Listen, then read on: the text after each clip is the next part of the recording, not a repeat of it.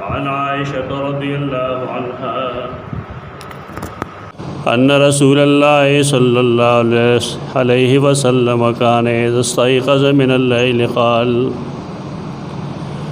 لا إله إلا أنت سبحانك اللهم إني أستغفرك لذنبي وأسألك رحمتك اللهم زدني علما ولا تزغ قلبي بعد إذ هديتني وهب لي من لدنك رحمة إنك أنت الوهاب. سنن ابی داود حدیث د دې وضاحت لپاره ولستو چې پای کې د الوهاب تذکرہ ده. تیر جمعې نه مونږه د الوهاب تفصیلات شروع کړو. اسماء الله الحسنى کې یو احسن اسم وهاب هم ده. وهاب مبالغی صیغه ده. انسان واهب کې دی شي وهاب نشي کېدی. وهاب هغه ذات ته وایي چې هغه هر څه ورکوي او بغیر د استحقاق نه ورکوي. استحقاق دا مطلب چې د الله باندې د چا څه حق نشته دی چوری کی. دغه وجه چې الله رب العزت خپل دشمنان او دوستان هغې له یو شان ورکوي دنیا کې، بلکې کله کله خو غیر مسلمونه دومره ډېر سور کی چې د بعضې مسلمانانو شکایت هم پیدا شي. دا داغه د اسم د الوهاب اثر دی، چونکه دی هغه الوهاب بغیر د استحقاق نه هر څه ورکوونکی، په دې وجه د هغې مظاهره دنیا کې ضروري ده. امام بهقي د دې نوم د لاندې لیکي چې انه المتفضل بالعطایا، ډېر کثرت سره اور ډېر سخا سره ورکون کی ته الوهاب وایي. المنعم بها دا هغه نعمت ته په هغه باندې د چا احسان نشته، لا عن استحقاق علیه. الله کدا ورکی نو بغیر د استحقاق نه ورکی، مخلوق د دې حقدار نه دی. الوهاب نوم کې دومره وسعتو او دی وجه نه هم دی د سنن ابي داود دغه حدیث لیکل دی کوم چې ما ولست چې رسول الله صلی الله علیه وسلم با کله د شپې پاسید کان اذا استيقظ من الليل، د شپې به بیدار شو نو د هغې دعا به دا وه چې لا اله الا انت سبحانک، الله ستانه سوا بل څوک الہ نشته دی، معبود ورحق نشته، ته د هر عیب نه پاکې. اللهم انی استغفرک لذنبی، الله زستانه مغفرت غواړم، دعا غواړم د خپلو خطاګانو د معاف کولو. واسألک رحمتک، او ستانه استا رحمت غواړم. اللهم زدنی علما، یا الله زما علم کې اضافه وکړي. ولا تزغ قلبی بعد اذ هدیتنی، تا ما ته هدایت نصیب کړی د هغې نه وروستو زما زړه د هدایت نه مه کږئ. مطلب دا دی استقامت باندې استقامت راکې والا په خپل دین.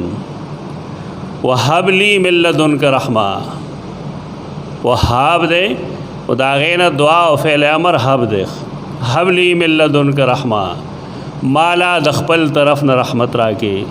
انک انت الوهاب، یقینا ته د هر چیز ورکوونکی.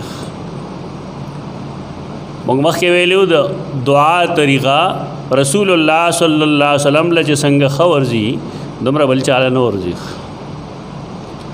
په دې دعا کې هغې کم کم څیزونه جمع کړل او په کم کم انداز کې دعا وکړه، او د ټولو دپاره توسل کړی دی، وسیلې نیولې ده د الله د نوم، انک انت الوهاب. که رحمت ته ناغیم داغه د وهبانیت په بنیاد باندې غوښته دی. که استغفار دی هغه هم داغه په دې صفت غوښته دی چې هغه وهاب دی. بار کیف د رسول الله صلی الله علیه وسلم د دې دعا مقصد دا دی چې انسانان دې د دعا کولو چل زدگی او داغه چانه دې زدگی چې هغه د الله رسول دی. قرآن او حدیث د دې دواړو یو منبع ده.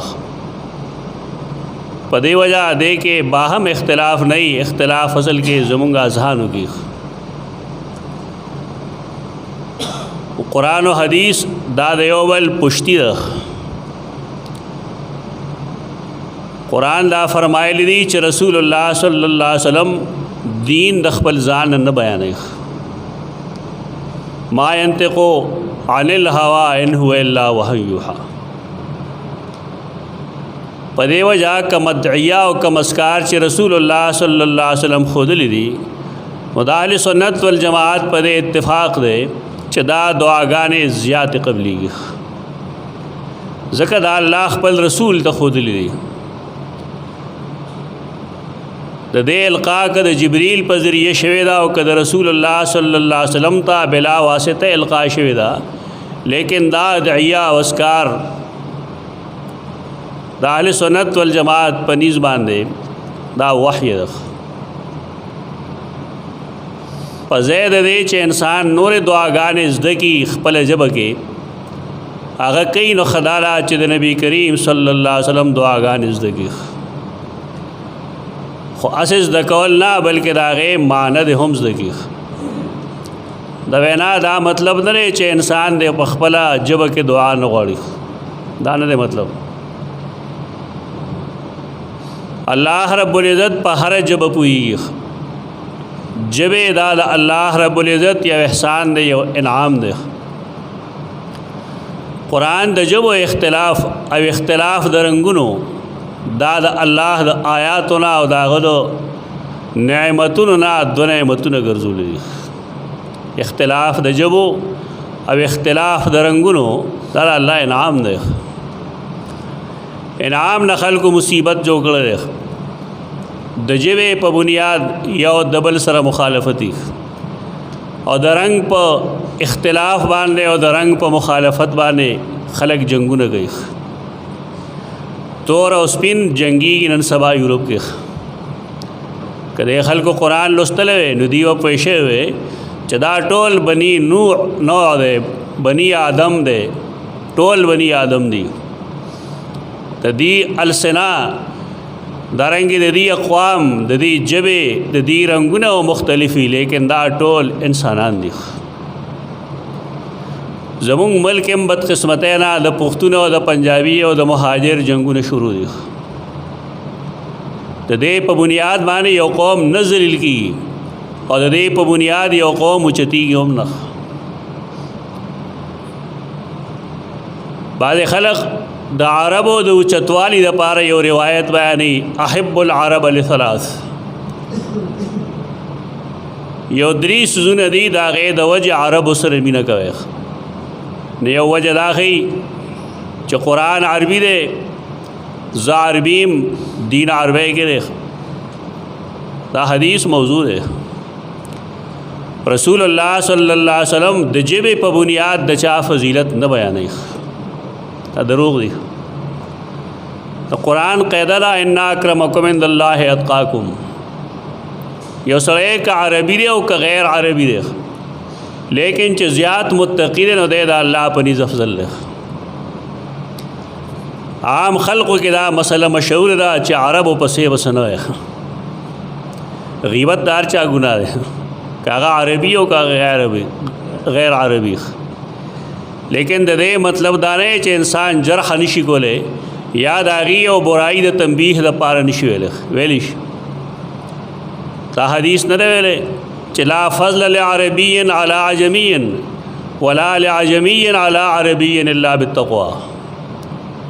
د عربي په عجمي هېڅ فضیلت نشته، او نه د عجمی پس عربي باندې فضیلت سره الا بالتقوا مگر تقوا یو داسې چیز دی چې د هغې په بنیاد باندې فضیلت راځي. مونږ ټول پښتو وایو، پښتون یو قوم دی،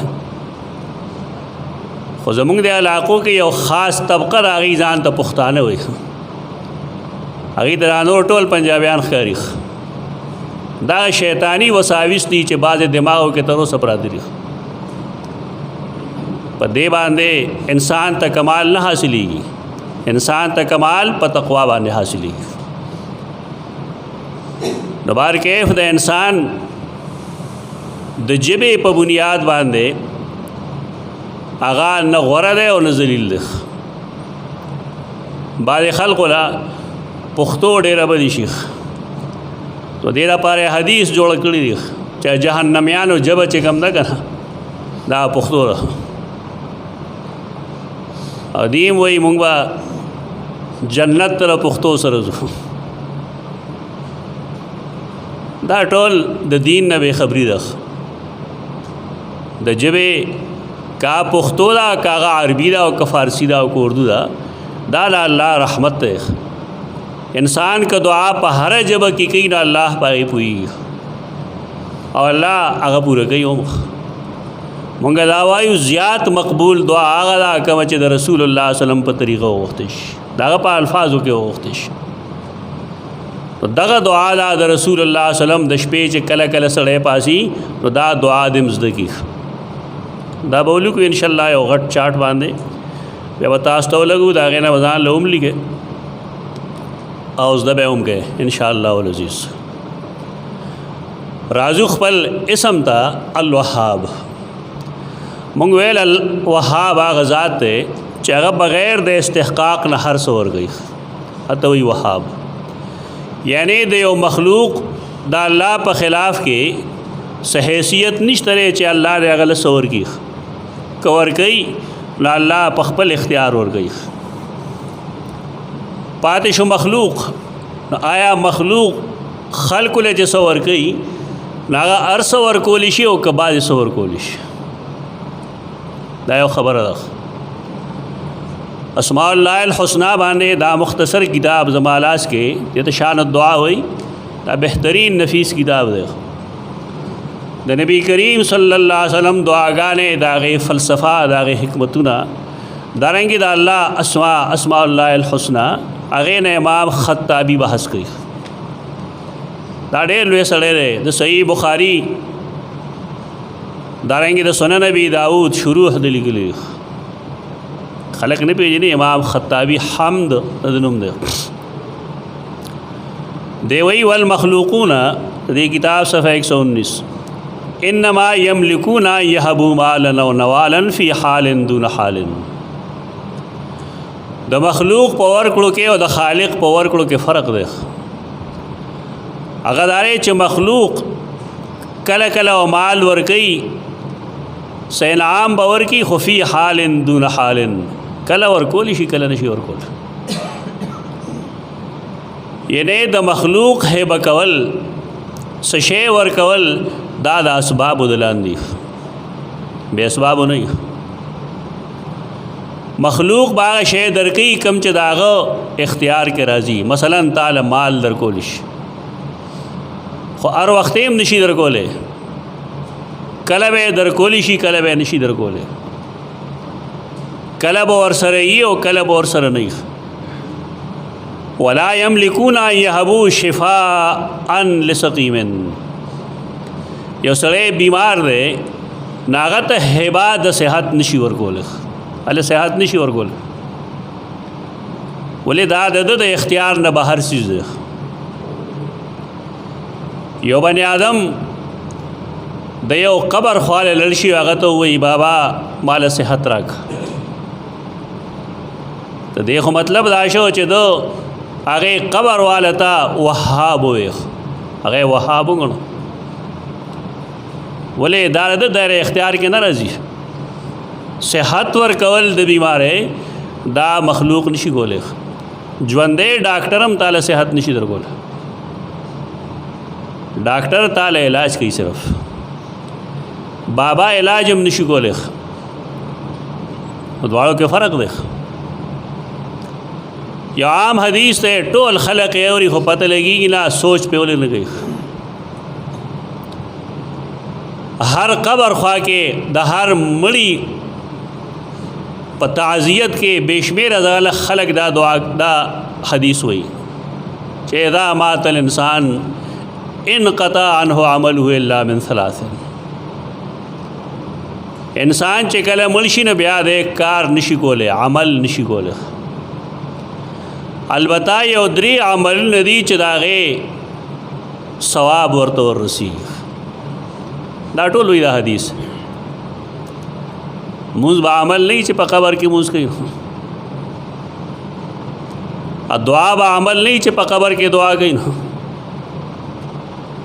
رسیدل به عمل نه نو چې رسېږي، شفا ورکول به عمل نه چې ورکولی شي.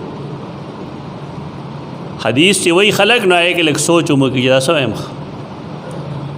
حدیث صحیح دی. انسان چې مړ شي دی څه عمل نشي کولی، قبر کې عمل نه وي. هلته څه رسېږي ده ته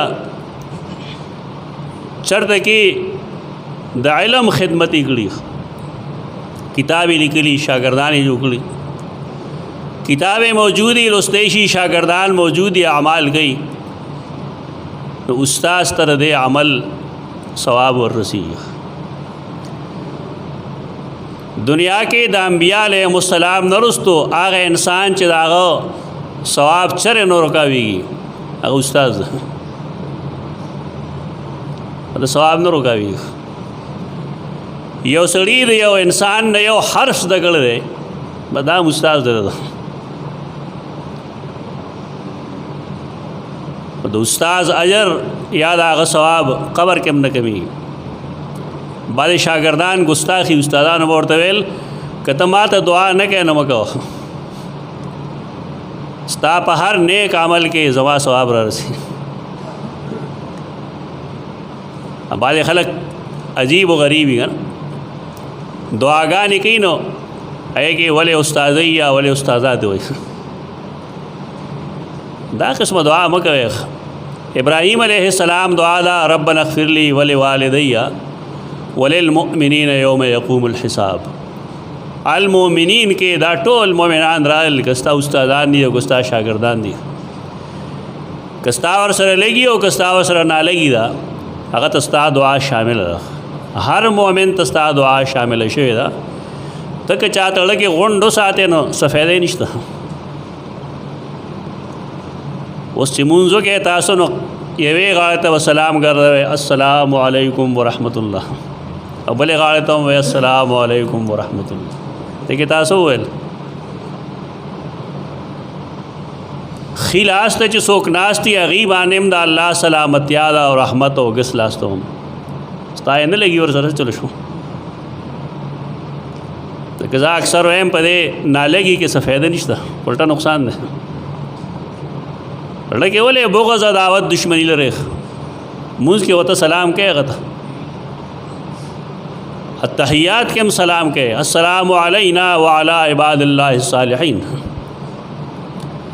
په مونږ دیم د الله سلامتیاي او د الله په نیکانو بندگانو یعنی مسلمانانو باندې د الله طرف نه سلامتیا دي. دا بغض عداوت حقد کینه زړه کې دې ساتلو څه فایده نشته. دعاګانو کې مونږ بلا تمییز او بغیر د سجدای نه هر مسلمان ته دعا کوو. بار کیف انسان لا یملکون یهبو شفاء لسقیم. انسانان که ژوندي دي او که مړه دي دی چاته شفا نشي ورکولی. ولا ولدا لعقیم، اکه څوک شنډ دی که نه ناغله اولاد نشي ورکولی. مخلوق چاله اولاد نشي ورکولی.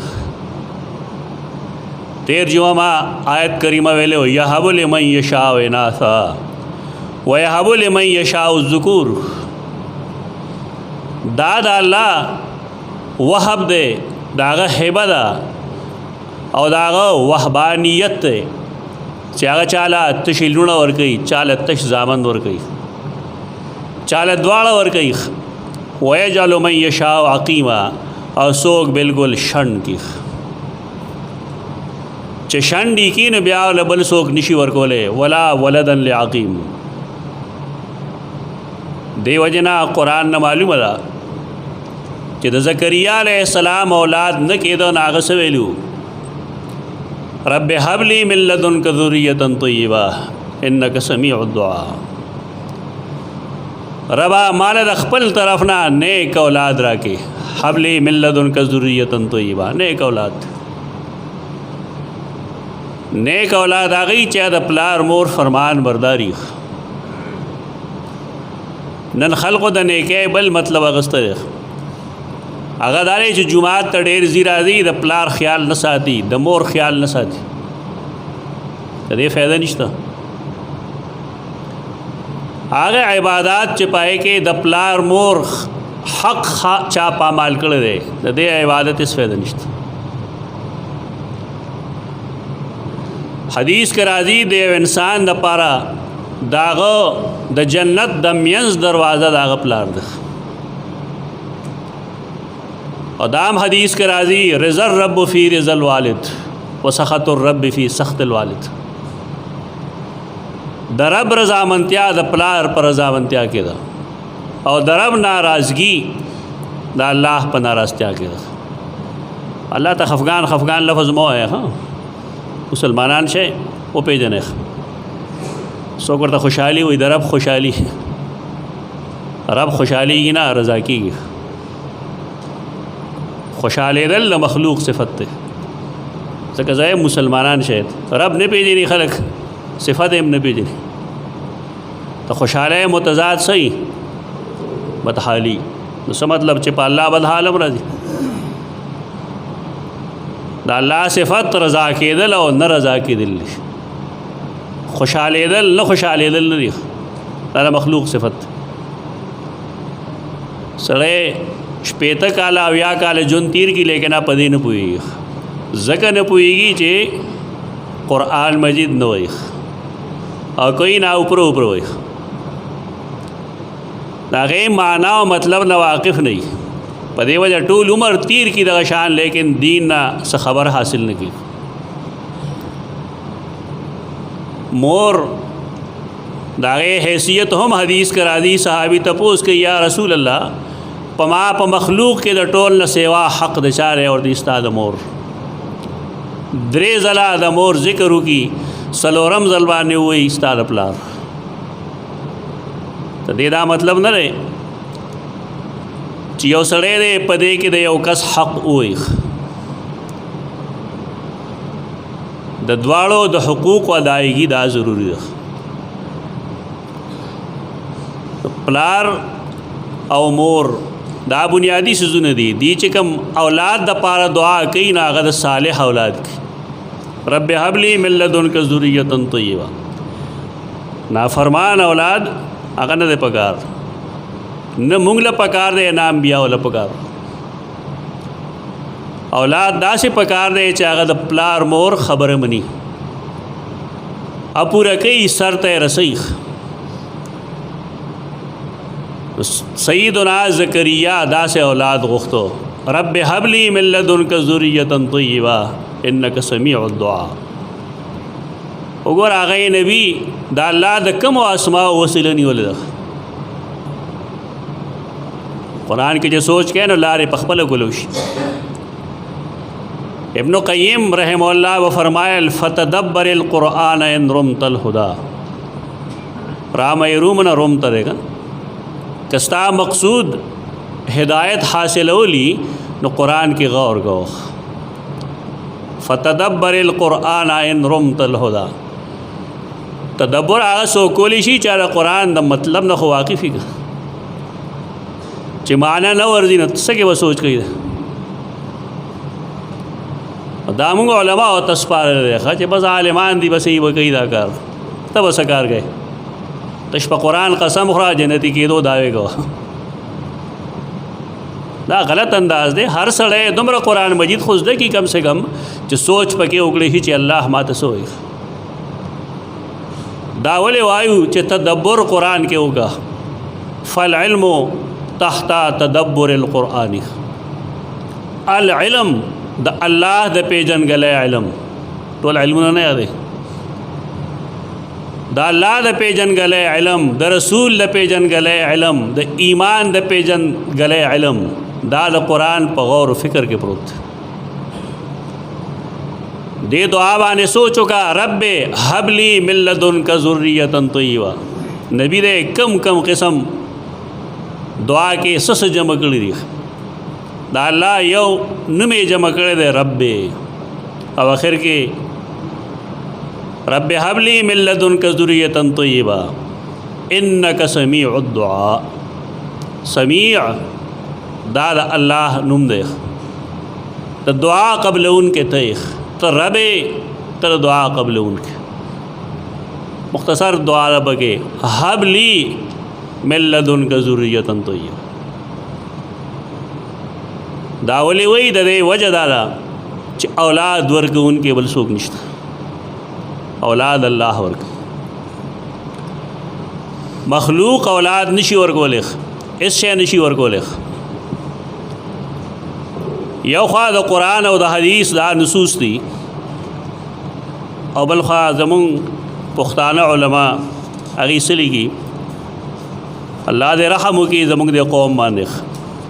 دا پښتو ژبه کې یو لیکلی شوی کتاب د ډېر پخوانی کتاب الذخائر و الذخائر لاهل البصائر، پښتو کې کتاب دی، اکثر بک سٹالز باندې دا موجود دی. د دې په دویمه صفحه کې لیکلي دي او درېمه کې چې که چا داسې ووایي چې اے بابا ما ته ولد راکا، نو دا مجاز دی، نسبت د شرک ورته غلط دی. تو په بعضې ټکو نه یې پوه شوې که نه، د دې خلقو شیطاني دا ده چې دی په پښتو کې عربي الفاظ ور داخل کړي. که چا بابا ته ووایي چې اے بابا ما ته ولد راکا، ولد زوی ته وایي، بابا مړ دی، چا هغه ته ووایي چې مالا زوی راکه، نو دی وایي دا مجاز دی، دیتا د شرک نسبت غلط دی، نه دا شرک نه دی. چې داسې عالمي گر همی مکتب و حمیم الله، نو کار طفلات تمام خواهد شد. چې دی استازي او دی مقتدیانی او شاگردانی، بیا د وړو کار خو ډتی شوی دی. چې دا عالمي او دا ښی خلقو ته دی کتاب کې لیکلي، تیر یو سړي وي تاسو په مړو پسې خبرې کوئ، کتاب خو ژوندی دی دارېږه. په کار دا چې د هغه شاګردان د دې نه براعت وکړي، دا وایي چې دې کتاب کې دا کفري کلمات دي. دا عالم دی، دا حافظ هم دی. یو سړی حافظ هم وي او عالم هم وي او د هغه دغه حالي، ته موږ څه ویلی شو ما سوا د دې نه چې نعوذ بالله من الفتن ما ظهر منها وما بطن. یا الله د فتنو نه بچ کوونکی ته یې، کا پټې فتنې او کا ښکاره فتنې یا الله موږ ته وساتې. دا د شرک مرګرې خلق دی چې دی د مخلوق نه اولاد هم غواړي. حال دا چې یهب لمن یشاء اناثا، الله رب العزت یهبو مخکې کړی دی، دې دپاره یې مخکې کړی دی چې حصر فایده کړي. اولاد بخل د چا کار دی؟ دا صرف د الله کار دی. مخلوق اولاد نشي ورکول. د داسې خلکو خلاف چې سړی غلی کینی، یو مرګی د زموږ نه یو خبره کوي، هغه دا وایي چې بعضې خلک وایي چې یاره کفر او شرک خورېږي نو بس لکې ورته بد ګوره خیر دی، په خولې سم ووایه. هغه په قرآن هم عمل کوه که نه. د منافقینو علامت دا چې سماعون للکذب او سماعون لقوم آخرین. منافق هغه چې دروغ اوري، دروغ اورېدل د منافق علامت دی. شرک یو سړی کوي نو موږ به خامخا مخالفت کوو، کفر کوي نو موږ به خامخا مخالفت کوو، بدعت کوي نو موږ به خامخا مخالفت کوو، بېزتي نه کوو، دلیل سره د هغې رد کوو. د الله د وهب په صفت کې دا شرک نه نو دا شرک دا شرک دی. امام خطابی دین رستو وی ولا هدن لضلال ہدایت گمراہ لچی ورکی ناسوک دے اگر اللہ پدې کې خلکو څومره شرک شروع کړی چې پلان کې ټول عمر دا کار کو کنه چې فلانی پیر صاحب لړا غار ته یو نظر وکړ تو دل کی دنیا بدل گئی. قرآن دے ویلے انک لا تهدی من احببت ولکن اللہ یهدی من یشاء. ہدایت بخون کے ہدایت ورکون کے دا اللہ ذات دے. سیدنا محمد مصطفیٰ صلی اللہ علیہ وسلم چالے دے ہدایت توفیق نشی ورکولے. قرآن چ سڑے ہوئی نے بیا پدې خبرو پوي چې قرآن نه خو بغدای وي اس قصه کوي او خلق دوکه کوي. خلق مدوکه گواس دا الله د کتاب آیتونه وایا دا غي وضاحت وکړه. ولا عافیتا لذی ولائن مصیبت راغله د مصیبت نه بر سو خلاصي الله ولغه وهاب ده مصیبت لري کون کړي د مصیبت پر راحت را وستون کی تو وهاب وي غال وهاب ده. والله الوهاب سبحانه یملک جميع ذلك. اللہ وهاب دے دار صداقت پہ اختیار کی. وسع الخلق جوده ورحمته فدامت مواهبه واتصلت مننه وعوائده. اللہ وهاب دے داغ جود داغ سخا داغ رحمت داغ ہمیش ہمیش دا پارا دا نبیا دے پسے دیو قصے لکلے دا خدا قصے نہ دا کم چی خلق قصے کی ڈزیشن اکڑا بے شکا دا قصے نہیں دا خلق ایسے دا خلق و جذبات سر لو بھی گئی دا خلق و جذبات سر لو بھی نہ کہو تا دا صحیح قصہ بیانو. عمر الزاہد یوڑے لوے نحوی دے غلام ثعلب پنم مشہور دے. اگر تے وزیر چٹھے اولی کلا چستا سمر ضرورتون دی دروازے بیا دا میاشتے و بیا دا کال اگر مونگ ترو لے گا نمونگ بتا لے یو وظیفہ مقرر کو وظیفہ بجاری کو دادا تب اخپل ضرورتون کے چاہتا محتاج کی گے نا. دا عالم دے دا آگے زمانے 345 ہجری کے مل دے دا سلورہ میں صدر عالم دے دا پیشکش کنن یو عالم توشی اب بس ہوئی چھ لبیک و سعدیک یا وزیر الاعظم ہم دا وہی کنا دنم زہد زان لسیز دے اور صحیح بے رغبتی زان لسیز دے. حق پرس علماء اغیت احتیاج وی لیکن اغی پا دی پوئی گی چھ دا کم سڑے زمان امداد کول غاڑی دا ما سر ست توقعات وابست دی ضرورتونه جدا سیز دے او د یو سړي زیرکتیا جدا سیز ده چې دی امانه څه غواړي سباخ. امام ابو حنیفه رحمت الله تعالی علیه هغه د چیف جسټس عہده پیښ و هغه قبول کړی و کنه رد کړی و په هغه ته سزا ملو شو ولې هغه رد کړی و په دې وجه رد کړی و چې امیر دا غنا هغه توقعات ساتل چې جایز نو. علماء له سوچ پکار دی چې اوسړی زما وظیفه مقرري په کوم بنیاد باندې مقرري.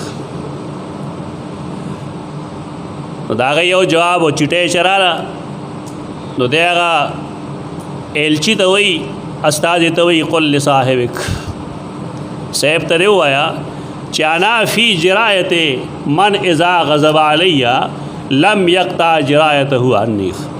دغه وهاب معنی کړل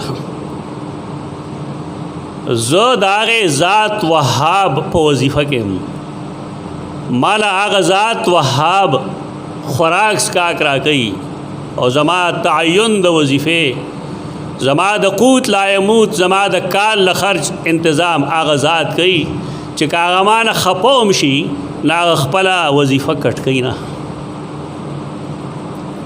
دیکھے تنقید باندې پوه شو چې ستا د صاحب که زه مخالفت وکم که نه نا به سبا خپله وظیفه بندوي زمانه. وهاب کې داغه د خبرې مقصد دا دی چې الله داسې وهاب دی چې کته نافرمانی مو کې کر نا خوراک نه بندوي.